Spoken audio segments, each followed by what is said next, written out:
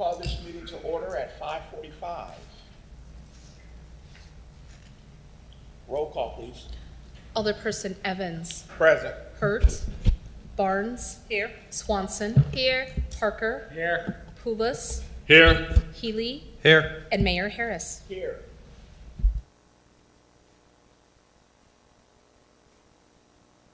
Item 3. First presentation is the Land Bank update. Mr. Miles Brainerd.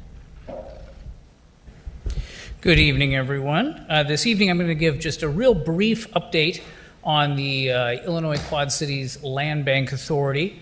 For those who don't know, I am the chair of the board of the Land Bank and the longest serving member of said board. So I've got kind of the depth of knowledge on this and would like to kind of walk you through how things have been, how things are changing, where we're going. So, little background on the origin of the Land Bank. This is an intergovernmental agency formed back in 2022 by the cities of Rock Island, Moline, and East Moline following the completion of a feasibility study demonstrating that there was a real need for an entity like this. Land banks, the one here, the ones that you might find elsewhere in the country, are a tool to combat basically the cycle of abandonment. So houses that sit there kind of cycling through different tax buyers, blighting neighborhoods, never seemingly returning to productive use. Land banks seek to acquire these properties, clear them of title issues, and return them to responsible local property owners who can put them back into a productive state of use on the tax rolls. Land banks, in most contexts, are started as a collaborative effort between different parties, in our case between the 3 different municipalities, each of which might have limited capacity to address this issue, but collectively can join forces and get more done. What are some of the challenges the Land Bank has faced since it was created in 2022? If you look at this map, you'll see that there's a lot of different types of land banks around the country. They are operating under different enabling legislation with slightly different rules, slightly different approaches. And when the land bank here was being created, we were looking around the country to find some different models that we thought would make sense here. And there were a number of things that we made assumptions about or thought would be replicable here that were not. Ultimately, though, the biggest handicap didn't come from not finding the right model, but instead a Supreme Court ruling. In 2023, a case called Tyler v. Hennepin County, that's Hennepin County, Minnesota, came down unanimously upending the tax auction process that most counties around the country were using. I won't bore you with the details, but it basically has to do with the idea that if you take a property for failure to pay taxes and then you go on to sell it for a profit, you can create a surplus value that should have been owed to the previous owner of record, thereby you've engaged in a takings, okay? This made a lot of counties very nervous to give properties over to land banks or to even collaborate with land banks, and it has taken a while for a lot of these places around the country where land banks are operating to find a path forward. Some other things that have been a challenge for the land bank, the cost of our insurance and auditing services have been extremely high. A lot of the local service providers are not familiar with land banks and we're not sure how to quote prices. This is one of those things where we were looking to other land banks around the country for comparable costs. Our estimates proved a little bit too hopeful. Additionally, staff costs have been difficult to cover within the budget, and just the general process to take possession of properties through legal means has been more time-consuming than we had originally hoped. Still, despite all those challenges, there have been some shining successes. This was some coverage from WQAD about some properties in East Moline, one of our member communities, where we were able to demolish 5 blighted houses. These are now vacant lots held by the land bank, which we are marketing on behalf of our member, East Moline. There are some other properties in the city of Moline, which are under Moline ownership, but the land bank is helping to market for eventual sale, very similar vacant lots. There has also been some very positive media attention and workshops with local contractors and smaller business people who are interested in acquiring properties from the land bank for rehab. Many of these are contractors who are looking to get into the real estate business and have a lot of interest in getting a reasonably priced property that they can flip and sell or turn into a responsibly operated rental property. Most important thing, though, in my view, is that the land bank is helping to advance an important message, which is vacant and abandoned properties, that cycle of abandonment, it must be addressed. It's a corrosive issue damaging all of our member communities. Moving forward, the Land Bank Board is looking at making a few changes to address some of the challenges that we have faced in the last few years. Presently, the fee for members every year is $1 per person as measured on the 2020 census. So for Rock Island, it's about $38,000 a year. The Land Bank Board is considering a transition to a model where there is a much smaller flat fee, perhaps of only a few $1,000s from each member community to cover some of our basic operational costs, and transitioning the staff person from a traditional salary role to one that is paid primarily based on commission for sales. So the more sales that the land bank manager makes, the more they take home in commission. Also an expansion of some of our fee-for-service offerings as we hope to recruit some other neighboring communities to join the land bank, which may have different needs than some of our present members. We want to make sure that we can be flexible and respond to those needs. In addition to sales proceeds, those expanded fee for service offerings would be very helpful.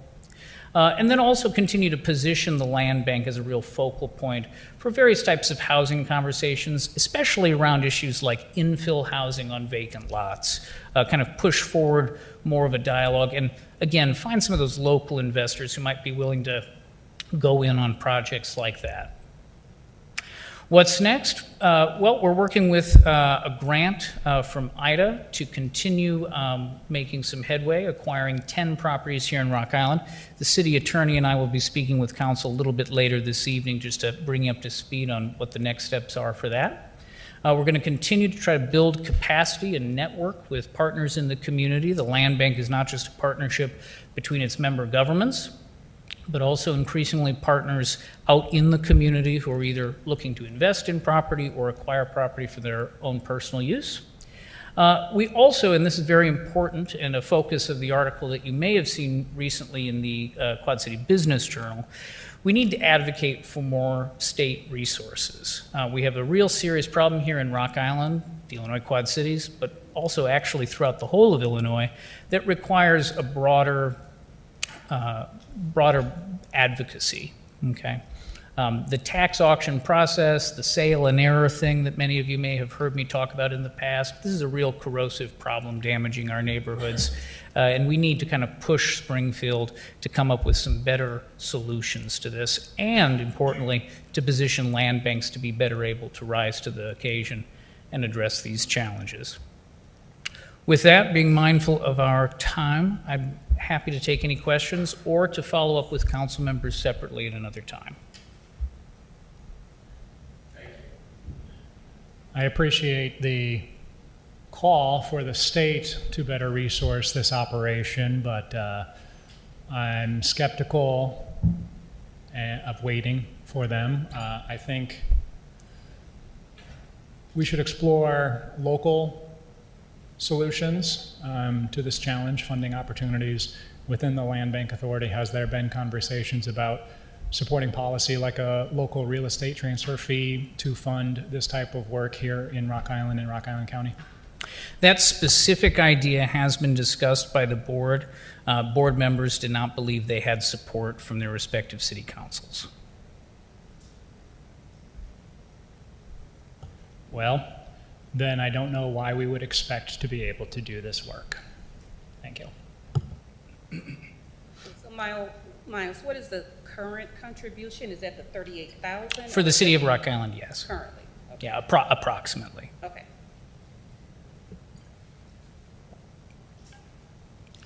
Miles, I seen I've seen it's pretty common in the northeast part of the country.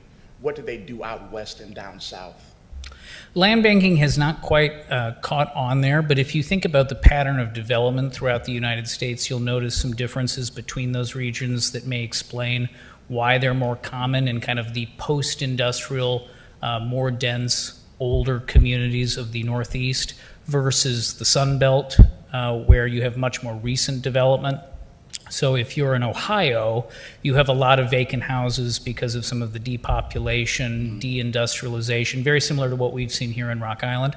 Whereas if you're in Arizona, well, they've only really experienced a population boom in the last few decades, and it's a very different kind of pattern of development that they've seen down there. So some of those regional differences, I think, explain why you see more land banking in some places versus others. Okay. And one more question about the land banking staff. With our inventory here in Rock Island, is that a job that will that will just be short term, or do we have enough product to keep someone like that employed for years to come? So the land bank actually employs a person right now. Okay. And so that person will be staying on as we transition to that more commission-based model.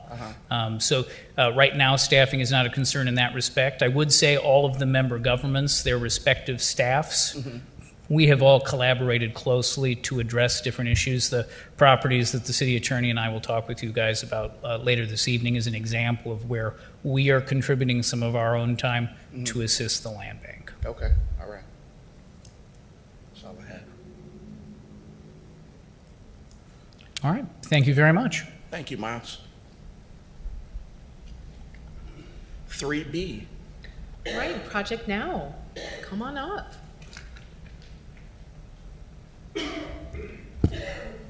Good evening, Mayor and Council and staff. We are here today on purpose as we are scheduled to give an update on all of the data. Our commitment was when we were granted the opportunity to open up 418, our former location, as the emergency overflow winter shelter. We said at that time that as soon as the data is produced, we would ask for an opportunity to respond and to go over the data publicly. That's important to us.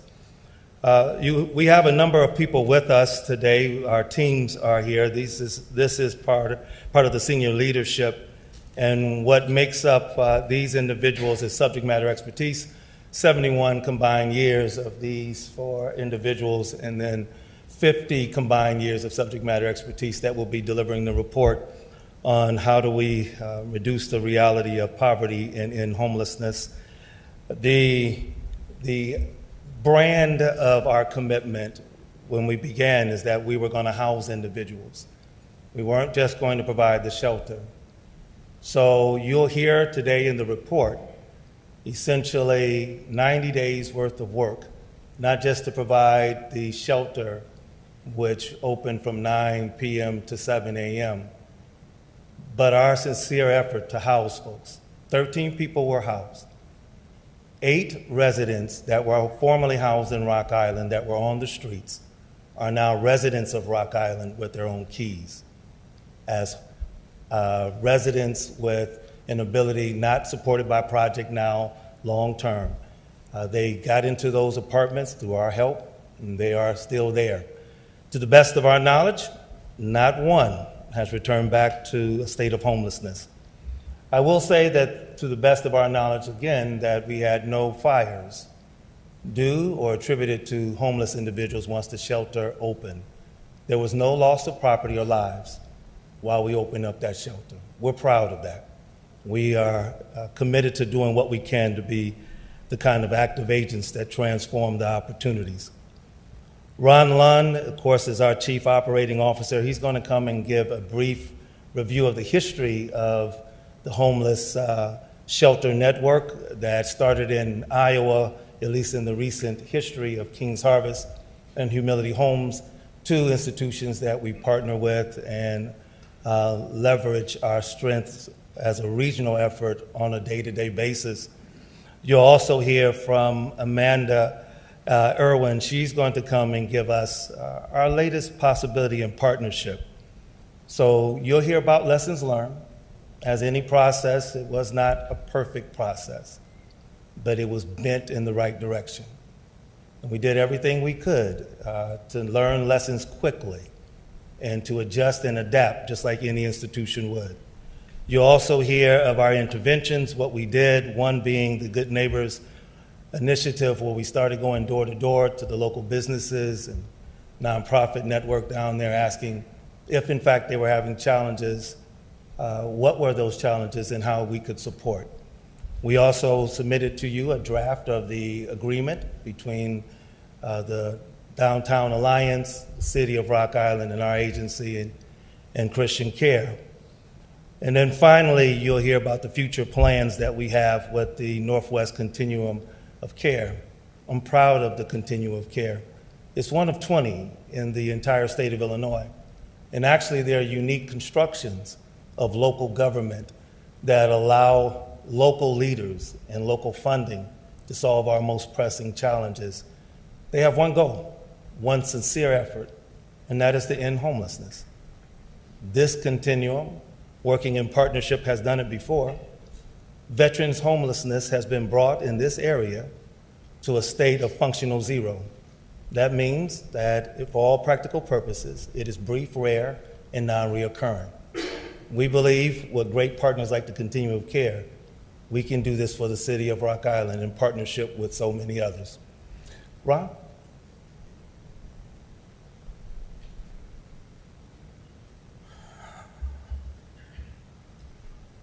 Just a brief history. Pre-2018, King's Harvest, located on, I'm going to screw this up, is it third?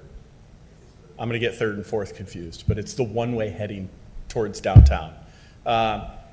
King's Harvest had this shelter for the better part of a decade. Still to this day, if you drive by that building, you will see homeless individuals sleeping outside of that building. On any given night, they would average 60 to 80 adults with about 400 over a 135-day period. So 400. That averaged 60 men, 15 women on average, rising to over 90 during the extreme cold spells. In 2018, King's Harvest, for whatever reason, determined they would not be opening the shelter. At that time, Humility Homes agreed that they would take that on for a period of 5 years. So during their last season, the 23 to 24, they increased their shelter bed capacity. They are normally at 88 every given night. They increased that up to 130, and they had 144 unique individuals during that final year. Starting after in the 2024-2025, they returned to their 88 capacity. The unfortunate situation was there was not a significant amount of time between their announcement of not opening to very quickly the cold temperatures. If you recall, that's when we approached the city last year, requesting to use our former admin building at 418 19th Street. So we actually opened January 17th on a Friday. Those of you that were in the Quad Cities, you'll remember we very quickly hit a polar vortex. It was negative 40 wind chill temperatures. At that time, we had been open one night, and we went 24 hours for a period of 48 hours. That was not something that we had considered going into this. Thankfully, Rock Island County had come forward and said they would fund the staff for us to be able to do that to ensure nobody died due to the weather. So during the period, we were open for 90 days. We had a max occupancy of 37. We ended up serving 180 individuals, or an average of 26 a night. You can see our occupancy. We had it set to where we could take men, women, families, and then anyone that we considered mobility or handicap. Anybody that couldn't go upstairs. We did not have an elevator in that building. And then also you can see 121 of those individuals identified as Illinois residents. How they identified, we asked them where they slept the night before. If they said in Illinois, they were considered an Illinois resident. If they said Iowa, they were considered an Iowa resident. Biggest number you can see on there is actually the smallest number that you can see on there. 0 homeless dead due to the weather. You can see who we served. I'm not going to get into all of this. The biggest numbers that we want to cover, our youngest individual was 6 months of age. We did not want to see any children in the shelter. Unfortunately, we knew that we would. Our oldest individual was 73. We are the only shelter, or we're the only shelter, that could take that difference of an age range. 48% of those self-identified as having a physical or mental health condition, and 35% of those had been a victim of domestic violence or a version of sexual assault, dating violence, stalking, and or human trafficking. Lesson learned. So as Dwight had mentioned, when we first rolled this out, we were in an obvious hurry to get the building open before the temperatures significantly dropped. We missed an opportunity to speak with our neighbors. We will own that 100%. We had a very difficult conversation. Todd was there, Dylan was there, with Sarah and Jose from the Quad City Pancake House. I think everybody would agree there was tension in that meeting. What we ended up coming out of it was the Good Neighbors Initiative. We let Sarah and Jose know, if you have any issues that involve a homeless individual, you call us. We don't care the date or the time. We will respond within 15 minutes. I can tell you we responded within 15 minutes, regardless of the weather, regardless of the day or the time. We continued those meetings. Dwight and I met with 6, 7 individual locations, mainly in that most downtown, closest to the shelter areas. And we really started looking at the shelter-in-place model. Does it make sense that everyone that is homeless in the Quad Cities that can't get into a regular shelter has to find a way to one city, and then it becomes that one city's responsibility? Should it not be all of the cities have a responsibility to work and house the homeless? Also, you'll see we've talked about this repeatedly. Illinois is not alone. The entire country is seeing an increase in homelessness. In our service area, that number from 2023 to 2024 went up 44%. The state of Illinois went up 116%. 25, almost 26,000 people any given night in the state of Illinois is homeless. Welcome to the future. If you've driven by our building, you will see a great big for sale sign on it. Our Project Now sign is down. We are not reoccupying that building. We are selling that building. Currently listed $380,000. If it does not sell before winter, it will be winterized. If it does not sell yet, we will look at renting it out as an office building. It will never be another emergency shelter. At that point, I will turn this over to Amanda, our COC coordinator. Thank you, Ron.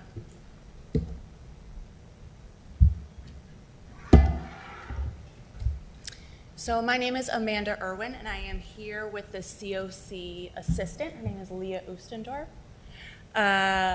And we are very excited to teach you about what a continuum of care is and our role in the community. Again, my name is Amanda Irwin. I'm the Continuum of Care Coordinator for the Northwestern Illinois Continuum of Care. I'm a 3-time graduate of Western Illinois University, and that is where I started my work in Homeless Services Administration. The neighboring COC to the south is the West Central Illinois Continuum of Care. And they are housed, or were housed, within WIU at the Illinois Institute for Rural Affairs. So when I first started my career in 2011, I started in Homeless Services Administration at the Illinois Institute for Rural Affairs, doing what I do today, just for a different network of homeless service providers. Our continuum of care is made up of a 15-county network. We are the whole swath of northwestern Illinois. And we are united in one goal, and that is ending homelessness in northwestern Illinois. That is it. Do I just click? There we go. We are governed by an independent board of directors. We have representation from community leaders all across our 15-county service area. And I would like to clear up some very common question that we get. How is the COC and Project Now, you're working together, but you're linked, but you're housed within Project Now? How does this work? While the COC is housed at Project Now, again, we have a separate independent board of directors that makes funding decisions, establishes priorities, conducts strategic planning, examines data, et cetera. In COC world, or continuum of care world, it's very normal to have the COC housed within a nonprofit. For example, like I said, the neighboring COC is now housed at YWCA in Quincy. Bloomington Normal COC is housed at the Center for Human Services. And in St. Louis, Missouri, the COC actually lives inside of the city. It is a city department. So while we have a relationship and Project Now signs my paychecks, we are an independent group that examines the whole network's data and performance, and that includes Project Now's. So we're going to start really with COC regulations. The rule book that governs what a continuum of care does is called the Federal Register. I'm sure you guys are completely familiar with this. But it directs both the COC and recipients of certain types of funding to work together with each other and with community stakeholders in the effort of making homelessness rare, brief, and non-recurring. First, we have the Emergency Solutions Grant Program that directs us to work with area-wide systems and coordination requirements. We network with one another to ensure that there are no service gaps or redundancies. But the Federal Register also contains a section called the Continuum of Care Grant Program. And that is what defines homelessness. It directs us to collect, protect, and examine data about community members who are experiencing homelessness. We set strategic planning goals. And again, we're examining service gaps, redundancies, and ensuring that all of our provider agencies are abiding by best practice. We also are governed by the Illinois Mental Health and Disabilities Code and several other Illinois laws like the Illinois Bill of Rights, Homeless Bill of Rights. And the Mental Health and Disabilities Code ensures that folks with mental health conditions, intellectual and developmental disabilities, and other conditions are safe and are treated with dignity and respect. So when we're talking about the folks that we see in downtown Rock Island who might be having a hard time, they might be experiencing some symptoms of mental health conditions, it is the Mental Health and Disabilities Code that tells us how far we are able to engage with folks who are experiencing some symptoms downtown. And part of that ensures that folks who are experiencing mental health conditions or have intellectual or other disabilities are not subject to undue institutionalization. So that is the reason why when we have somebody who might be downtown and they are yelling at nobody, for example, that the mental health code is the reason why we can't scoop them up and bring them to mental health care and force them into mental health care. The mental health code establishes that someone must be a threat to themselves or a threat to others in order to be institutionalized against their will.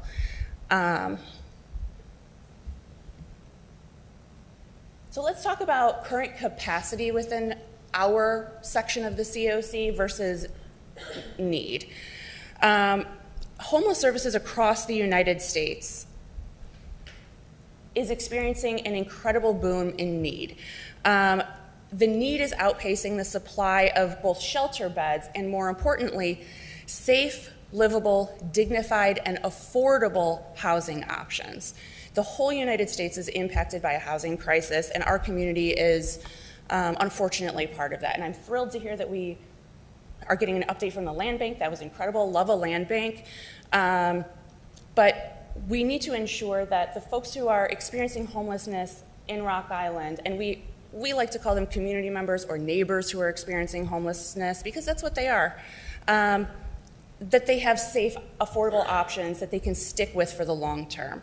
Many agencies in the Quad Cities are doing really incredible work every single day, but we're fighting against some structural barriers that are keeping us from achieving functional zero. Some of those barriers are limited affordable rental units, and this creates a highly, highly competitive environment for folks who are looking for a rental unit.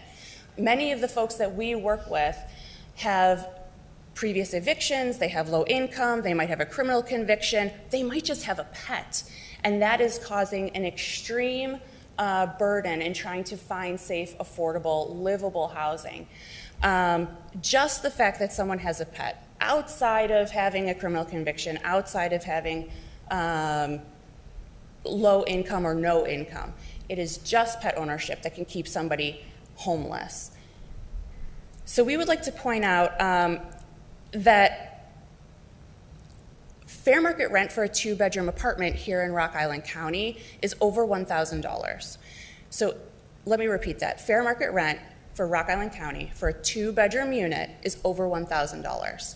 If you are a parent who is disabled and you have a child, you have to have a 2-bedroom unit.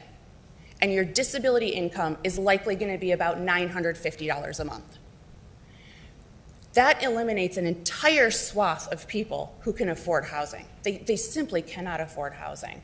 If you have super limited income and also children, that is an extreme barrier to finding an affordable living arrangement that meets habitability standards. We also have some folks who would really benefit from specialized care, and those options are very, very limited. Folks who are experiencing homelessness and also use a wheelchair or another assistive device, to get a unit that is fully ADA compliant is extremely rare, and our folks wait a long, long time, if ever, to get that roll-in shower and the other amenities that are really necessary to thrive if you have a physical disability. I'd like to also talk about client choice for a moment. Nobody can force a person to accept a housing offer if they don't want it.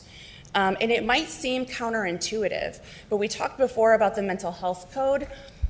Even if choosing, I'm gonna wind that back. Even if the housing offer is not right for them and they end up remaining homeless, that is also not enough to institutionalize an adult. Although there might be harm that is the result of being outdoors, say in winter, frostbite, hypothermia, the whole shebang, we need to remember when we see folks who are trying to sleep outdoors downtown or elsewhere in Rock Island, that folks have a choice about where they live. They might not want a case manager that we offer. They might not want the unit that we have available for them. And even if staying outside is going to be dangerous, and I would think it's unwise, we cannot force somebody indoors if they don't want to be. There we go. So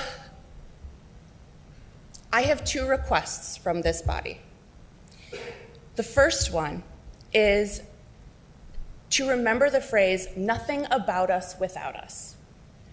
We really, really want to be involved in the decision-making process when it comes to housing and homelessness. If you ask a person who's experiencing homelessness what they need, they will tell you. And it's gonna be, I need a place to live. I need a landlord who will take me. I need an available unit where I can have my dog and my wheelchair in the same unit and it fits into my budget. Stably housed people who have never been homeless can come up with really good ideas. But we will never be able to end homelessness unless we involve people who are experiencing homelessness in the process of decision-making and policy creation. And the second thing that I would like to request from this body is this. Let's do something incredible together. Incredible. We have the people who want to serve folks ready. There are some here tonight who want to end homelessness. And I know that this body also wants to end homelessness. If you didn't care about homelessness, we wouldn't be talking about it today. It would not be a hot topic, and there wouldn't be any reason to be discussing. You guys care. You guys did not create the housing crisis that we are in right now. You guys did not create the scenario that resulted in a 6-month-old baby being in our homeless shelter, but this can be the body that ends homelessness in Rock Island. And we want you on the team. Would anybody like to ask any questions? How is the board of directors for the COC established? Are there specific federal or state regulations as to who serves on your COC board? Oh, great question. So the Federal Register does have some information about establishing a continuum of care. We have bylaws that were written many years ago that we adhere to and then occasionally update. There needs to be a person with lived experience of homelessness on the Continuum of Care board. That is a very, very important element to the successful administration of Continuum of Care services. And that's one of very few board membership details that are prescribed to us. Excellent question. Yeah, I reflect on the COC leadership, and it's my understanding, and from your presentation, COCs are sort of a regional coordinating and planning body to try to address homelessness Well within said. a region, right? And I reflect on my capacity as a commissioner for the Bi-State Regional Commission here for the city of Rock Island in the Quad Cities, another regional organization that exists to coordinate and plan, in that case, transportation, right? And there's a stark difference between the Bi-State Regional Commission and the COC in that the Bi-State Regional Commission's leadership is the people of the Quad Cities via their elected representatives, like myself. And I'm only seeing providers represented on the COC leadership. That would be like having the transportation planning regional body be represented only by construction contractors and engineering firms, right? The ones that actually build the road. But that's not the system that we have for regional planning for transportation. For transportation, we have, again, the people through elected representation. I don't know how to change the COC leadership, but I hear you loud and clear about being included in the city's planning for addressing homelessness, but I would make the same ask of you. If COCs are coordinating and planning bodies for an entire community to try to address a problem, it can't be represented only by providers. I would encourage you to bring on representatives from government, the community. Obviously, you have a representation from lived experience, which is very important, but I have a specific request that you diversify your leadership representation and explicitly include government representation too. Thank you for that. Now is actually, do I need to turn it off? Go right ahead. Now is actually a really good time to be talking about that. We are in the season of reviewing our bylaws. We, just kind of as an aside, we do not identify publicly the person on our board who has lived experience of homelessness. That person right now just happens to also be a provider. It might ease your mind, though, to let you know that our decision-making process is a multi-stage process. Some options will be brought before the board, or the board will create some options for whatever the decision has to be made. They will set a preliminary vote, and then the vote goes to the entire body, the entire COC membership. And it just happens that Nicole Mata is on our contact list. She gets all of our emails. She's invited to every single one of our meetings. She was at a recent meeting that we held. We do our meetings hybrid, so she joined by Zoom. But yes, that is an excellent bit of feedback to include more representation from local governments. Thank you for that. I really encourage you to explore the Bi-State Regional Commission's model. There is both technical expertise represented via like the technical committee of the Bi-State Regional Commission, and that is made up of representatives like Mike Bartell is our Public Works Director, or the city engineer, I think, is actually who's on. Anyway, it doesn't matter. The point is, the technical committee for the Bi-State Regional Commission is made up of city engineers, public works directors, the practitioners that handle the day-to-day operation of our transportation systems. But the policy, the board of directors for the Bi-State Regional Commission is still the people of the Quad Cities. And so I certainly don't mean to suggest that there's no place for practitioners and subject matter experts in the continuum of care. I think that they're very much obviously needed in this conversation, but I would say that welcoming the public's participation via elected officials would be welcomed. Thank you very much. Any other questions? I want to quickly respond to the alderperson's request. I don't want it to be lost. Although these representatives are board members, they represent every institution. So the 15 counties have anchor institutions, which are the homeless shelters. Each one of those homeless shelters have a board of directors. That person is a representative of that community. Unlike Bi-State, with all respect to that illustration, it is Quad City focused. This is 15 counties. And so village and townships across here also have to have input. And so when you look at that list of board of directors, they make up the region. Although Bi-State is heavy, and yes, it will have public participation, I don't want you to think that there's no public participation, because each one of those homeless shelters has a board of directors, and many of the township supervisors, politicians that are local are already on those boards, and they're not aloof or detached from the decision-making process. So I wanted to be fair with that, and that's my only response. Any questions that I can continue to answer? What are the days and times of your current outreach in, say, the downtown? It says you provide outreach.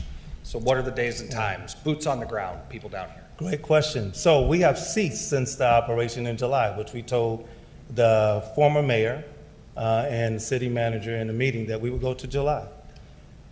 During that time, we were out almost every day, 2 times a day, once in the morning and in the afternoon. We would go to different locations, and many of them were our street outreach were myself, Amanda, Ron, and Chris, who was also over that. So we wanted to make sure that they would have decision-making individuals that knocked on the doors. We also have our street outreach. So we went out once a day in the morning and once a day in the afternoon after the shelter closed. In the agreement, it says that the Downtown Alliance serves as the point of contact for residents of the neighborhood when we have questions or concerns. Mm-hmm. Is that what you are proposing? Well, that agreement was never actuated. During the time that it was submitted, during the time that it was submitted, everything was on the table. I haven't approached Jack since then. Jack was a part of that meeting where we talked about what would be next steps. Immediately after that meeting, this draft was sent in within 48 hours. We have not yet received a response. All right, last one. I'm going to put you on the Sure, hot no seat. worries. Yeah, So I'm going to give you a real-life example. absolutely. This Saturday, I own the Stern Center. Mm-hmm. I have a wedding for 350 people at my establishment. Mm-hmm. The Holiday Inn has a wedding for 250 people at the establishment. Mm-hmm. There is a gentleman with a shopping cart, obviously homeless, with his shirt off, sitting on the corner of 3rd and 17th. He is openly smoking marijuana, asking for money from every person that walks by, and everyone that says no, he tells them something very nasty. Mm-hmm. That is 600 individuals that are in our city between these two places, and each of us, since it's a wedding, has one day. We're not a restaurant. We don't get a redo. What am I supposed to do? Who am I supposed to contact when that happened? Right now, the model that has been employed was a Monday through Friday, with the exception of housing that happened overnight or shelter that happened overnight from 9 to 7. New models can be considered. If you're asking me if that happened last week or if it happened yesterday, our response, This happened Saturday. if it happened Saturday, my response would be able to call law enforcement. Unfortunately, That is the last resort when many of our nonprofits who do not have the salaries and the income to pay people for throughout the weekend. Jack knows just as much as I do that the hopes and sincere efforts were to create an ecosystem that would allow individuals that are having obviously psychotic breaks or mental illness realities. What we have just said is that there's not enough funding for mental health. And what people look at homeless providers, homeless shelter providers, as mental health providers. We're not the same. We don't have residency capacity. We're not psychiatric care. We're not psychological care. And so many of the people that are on the street that are the absolute hardest to house are the ones with the most mental ill realities that it's going to take much more than an overnight shelter. And the officers will tell you that these individuals are hard to handle. So what more could a nonprofit do when you have officers that are suited and booted, that are trained to engage individuals, and they have their hands full? We don't want to have to call law enforcement, but we recognize that some people are absolutely challenged to the point where they're a threat to themselves and others at times. I sympathize with you. I absolutely do, because we are not unlike you. I pastor a church, and they stop our parishioners on the way into the congregation. They sit in the back of my congregation many a Sunday. There are individuals that sleep on my steps, that were on my way to open up my door on a Sunday morning. I see them sleep there. The parsonage has been broken into to the point where I had someone squatting for 3 months. When I say I agree and understand, I'm just as much in this as you.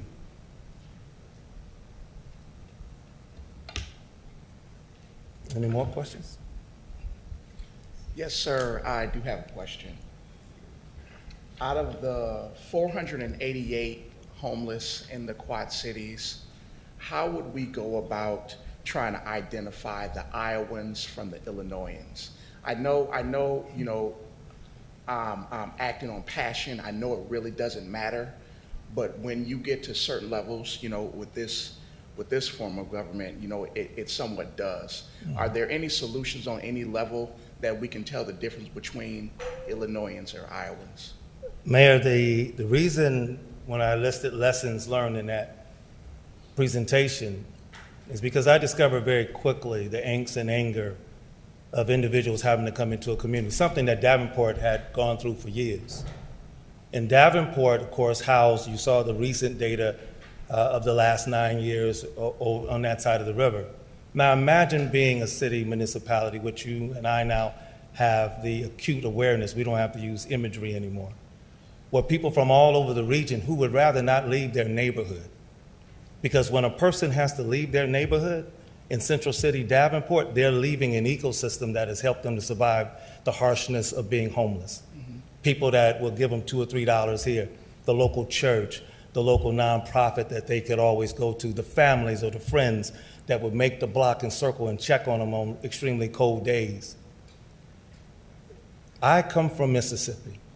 I know what busing is in northern cities like Boston. When you take an individual because resources aren't there for them or being held up, and you have to travel across municipalities to go to another place, and when you get off the bus, you're hated immediately, you're despised, and someone is asking, why are you here? They'd rather not have that. So your question about how do we deviate who's who, unfortunately, they have their system, the same network that we call the continuum there is referred to by another state network. We have much more of a local control. What Ron said is that once we're doing the count, wherever you slept last night, mm-hmm. because you're homeless, that's your residency, unfortunately. The reason I wrote that op-ed and say, can we figure out how to do shelter in place? That came out of lessons learned. Mm-hmm. And I challenged the other municipalities. How could we be of any help so that residents in Iowa won't have to cross the bridge to live? That if their desire was to stay in Iowa, they would have enough capacity to do so. You mentioned the 488, but right, the number before that is 224. That is the limitations we're working with. We do not even have half the beds we need in this area. 488 are the ones we can count. Expert tells us times that by 3, and you get the real number in a geographical area. Because most people that you can count are the ones that are severely exposed. Others are half-time in a shelter, half-time in a hotel for 2 days, one night on grandmama's bed, and then you're back on the street for 4. They're homeless. I wish there was a better way to count. I'll ask the team here, is there a better way that you have heard that how we can deviate and differentiate Iowa from Illinois and the possibilities thereof? So, Mayor, it is extremely difficult to differentiate Iowa versus Illinois. We like to consider ourselves the Quad Cities. HUD does not see it that way. HUD sees Iowa in a different HUD region than we are here in Illinois. So Iowa answers to Omaha, we answer to Chicago. With that, they use the same software that we use. We could get, in theory, a count for the county, but we would not be able to get it necessarily specific to the city. Okay. But again, that number is going to change every day, every hour as people walk back and forth as needed to access the services. Thank you. I want to highlight, in continuing sort of my focus on the continuum of care, obviously this is a pertinent subject with things going on right now, and we are seeing a tension between regional planning and regional resourcing with local experience, right? I mean, the whole system is set up to address homelessness at a regional level, but then the actual practice of this affects a local community, and maybe not other communities as directly within that regional planning area. And I don't claim to have a solution at the moment, but I continuously see, I respect the recognition that we're one Quad Cities area, but this issue affects communities individually in the Quad Cities differently, and that needs to be mindful as well, right? So there is a tension between regional resourcing and planning versus local practice and local boots on the ground. And so how do we balance that sort of built-in tension with the way that this structure is designed? That's all. No, we welcome the ongoing discussion. I'm so sorry. We do have to move on to public comment at this time. Thank you, sir. Item 4, public comment. Is there anyone signed up? So there's this meeting and then there's the 6:45 meeting. Is there anybody signed up for public comment that want to speak during this meeting? I am. I'll go. I'm the second one on there.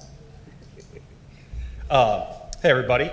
I'm signed up for public comment. So I just wanted, I was virtual on the last meeting, and while I was on there, there were two specific individuals that came out and claimed that me owning the Stern Center, that I have a business relationship with Matt Stern and the Stern family. I would just like to tell everybody that that is absolutely false. And if anybody would have done 30 seconds worth of research on the county assessor's website, they would have realized that I purchased that 9 years ago. Me and my family purchased it outright from the Stern family 9 years ago. Long before I was on council, long before these parcels were given to the city for $1, and long before this development was up. The Stern Center is primarily a wedding venue. So the reason it still has the Stern name is because in our industry, wedding invitations go out 6 to 8 months ahead of time. And some people even send out save the dates that go out 9 to 14 months ahead of time. So for my family to just change the name of the building when people already have those out there, it's kind of hard. So again, I just wanted to get it out there. I have zero affiliation or business affiliation with Matt Stern. Thank you.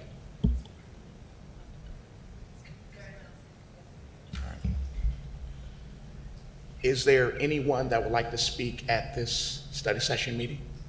Come on, sir. Please state your name. Andrew Burke. Okay. All right. I live on 38th Street in Rock Island, and every year I've lived there, a car has been wrecked outside my house. So while this isn't as existential as you guys have been dealing with as of late, I was hoping to request simple parking lines or indicators to the people driving down 38th Street, especially south past Aldi. Just to have parking lines, just parking lines. There's some kind of weird situation going on where people have zero awareness coming off of 18th Avenue or through it or otherwise. Every year there is a vehicle that gets wrecked, like between 20th Avenue and the crosswalk light that exists about a half a block from my house. And it literally is right there in that block, and it's every year. If I need to get a petition to do so, I will, but I was hoping that the incident reports that exist in excess on my block alone would be enough to warrant such a thing. The most recent incident was about a few weeks ago, and a truck that was parked right across the street from my house got hit twice in 2 days. So that was pretty impressive. Pretty short and sweet. That's my request, just to have it looked into and addressed and then displayed so that people stop causing tons of damage outside my house. And thank you very much. I'm Paige. I'm his wife. I just kind of want to add insult to injury. He did say the truck across the street got hit twice in 2 days. It was already totaled out the first time. We've had 2 vehicles totaled out. Both vehicles were hit 4 times. There was a car accident next door to us that got hit so hard it went a quarter block down the road, went across the street and hit a tree. So this is that crosswalk is where the school kids go to school. So I'm hoping that you guys can take a moment and think about having those lines put on there. So that's a good point. I'll also add to it that a school bus that was picking up our kid about 5 years ago got hit because it was parked in front of our house picking him up. The bus driver who we became acquainted with also experienced drive past incidences with the stop sign out a few times at least. And the 4 incidences where our vehicles were hit, both vehicles got clipped, and then about a month later got trashed. So that was about 30 grand. I would say if you put that into context, we're looking at over $100,000 worth of vehicle damage in the past decade that we've got to witness too. Block parties form, and we all go out and hang out and check out the scene. So yeah, it's pretty substantial, but that's about it. Is it 18th Avenue, 20th Street? 38th Street. Thank you. 20th Avenue. Yeah. Thank you very much. Thank you, sir. Thanks, guys. Amen. Appreciate it. Yeah. You have something to say during the study session? There will be public comment at the regular meeting too. So Okay. would like anyone who's specifically talking about the study session items, they would like to go now. Otherwise, there will be public comment at the regular meeting. Okay. Yeah. Motion to adjourn? First and the second, all in favor say aye. Sir, Meeting adjourned.